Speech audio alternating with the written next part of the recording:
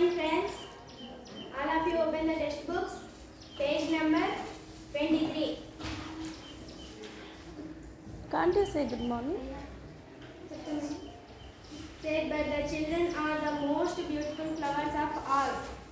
అన్నారు. కానీ అన్నిటికంటే పిల్లలు అన్నిటికంటే అందమైన పువ్వులను ఇష్టపడతారు. One winter morning he looked out of his window as he was dressing. ఒక శీతాకాలం ఉదయం తను డ్రెస్సింగ్ చేసుకుంటూ కిటికీలో నుంచి చూశాడు.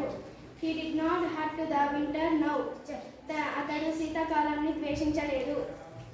For he knew that it was merely that spring had sleep and that the flowers were resting.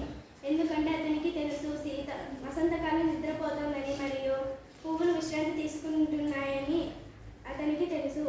Suddenly he rubbed his eyes in wonder and looked. ఒక్కసారిగా ఆశ్చర్యంతో కళ్ళు తుడుచుకుంటూ చూశాడు.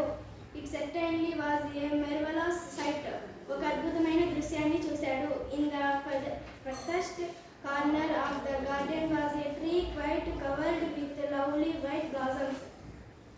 ఒక అత్యంత మూలన ఒక చెట్టు అందమైన పువ్వులతో వికసించి ఉంది. Its branches were golden and silver fruit hung down from them, and underneath it stood the little boy he had loved.